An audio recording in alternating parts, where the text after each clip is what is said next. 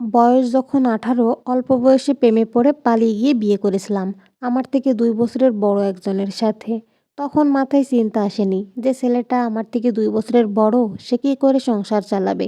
আবেগের হাওয়ায় ভাসতে ভাসতে বিয়েটা করে ফেলেছিলাম।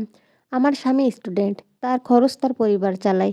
তার উপর আবার আমি, দুজনই পরিবারের বোঝা হয়ে গেলাম। ৩ মাস সংসার করার পর আর এই সংসারটা আগাতে পারেনি। কেউ সাপোর্ট করেনি। আমার স্বামীর পরিবারে কাজের মানুষের ভূমিকায় নিজেকে সঁপে দিয়েছিলাম।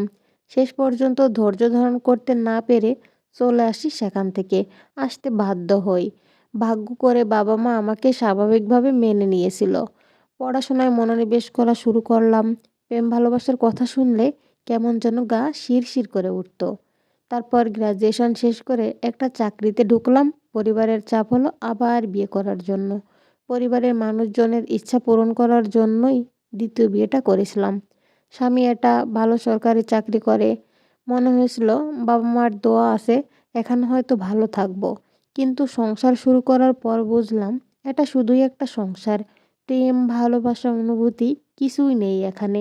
আমার স্বামী খুব কমার্শিয়াল। তার মাঝে কোনো আবেগ, অনুভূতি আমি কিছুই খুঁজে পেলাম না। তবুও ৩ বছর ধৈর্য ধরে সংসার করে গেলাম। আমি আসলে তার সাথে সংসার করছি নাকি সাবলেটে বাসা ভাড়া নিয়ে থাকছি সেটাই বুঝতে পারলাম না। তার সাথে সম্পর্কটা চালিয়ে নিয়ে যেতে পারলাম না। খুব সাধারণ একটা বিষয় নিয়ে আমাকে সে তালাকের নোটিশ পাঠিয়ে দিল। আমিও আর তার হাত পা ধরে সংসার করতে চাইনি। বাবা-মা, পরিবার-পরিজন সবাইকে ছেড়ে একা জীবনযাপন করা শুরু করলাম। চাকরি, বাসা, ২-১ জন বন্ধু-বান্ধব এসব নিয়ে ভালোই কাটছিল দিনকাল। এখানে আমার একজন সিনিয়র বন্ধু ছিল। সে খুব কেয়ারিং টাইপের একজন মানুষ। তার তালাক হয়েছে বউয়ের সাথে ৮ বছর আগে। তারপর থেকে সে আর সংসার করেনি। আমাকে বলেছিল কোনো প্রেমও করেনি। তার সাথে আমি যত পরিচিত হয়েছি তত আমি মুগ্ধ হয়েছি। মানুষটার মানুষকে কাছে টেনে নেওয়ার মতো একটা অদ্ভুত ক্ষমতা ছিল। আমি কখনো কারো প্রেমে পড়ব না, সংসার করব না এমন মনস্থির করার পরও আমি আস্তে আস্তে তার প্রতি দুর্বল হয়ে যাই। একসময় আমরা দুজন একটা অঘোষিত সম্পর্কে জড়িয়ে যাই।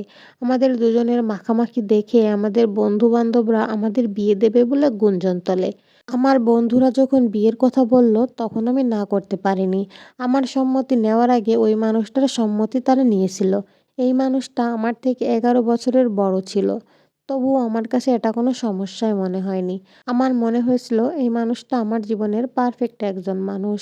অনেক অপেক্ষার পর আমি আমার কাঙ্ক্ষিত মানুষকে হয়তো খুঁজে পেয়েছি। পরিবারের কাউকে কিছু না জানিয়ে বন্ধুদেরকে সাক্ষী রেখে কাজে অফিসে গিয়ে আমরা বিয়ে করলাম। তার সাথে সংসার শুরু করেছি ৪ মাস হলো।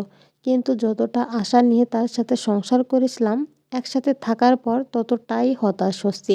সে আমাকে বলেছিল কোনো মেয়ের সাথে সে কথা বলে না। কারো সাথে তার নাকি সম্পর্ক নেই। কিন্তু সে অসংখ্য মেয়েদের সাথে কথা বলে। আমার মতো অনেক মেয়ে ফ্রেন্ড তার আছে, যাদেরকে সে অদ্ভুতভাবে প্রেমে ফেলায়। বিয়ের আগে আমার প্রতি যে আকর্ষণ সে দেখিয়েছে, যতটা কেয়ার সে দেখিয়েছে তার ১ ভাগও এখন নেই। সে আমার সাথে থাকে না, আলাদা রুমে থাকে। এটা কোনো সংসার না। বিবাহিত সাইনবোর্ড আমাকে বারবার হতাশ করে। তার সাথে সংসার করতে পারবো কিনা জানি না। যেখানে স্বামী-স্ত্রীর মাঝে কোনো কথাবার্তা নেই, একটা মৃত সংসার কেন করব আমি বুঝতে পারছি না।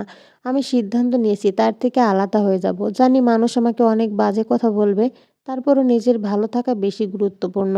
আমি কি কোনো ভুল সিদ্ধান্ত নিয়েছি না কি করব আপনারা বলেন। আসলে এইটা একটা আপুর জীবন কাহিনী। আপুটা কি সিদ্ধান্ত নিতে পারে আপনারা জানাবেন কমেন্ট বক্সে।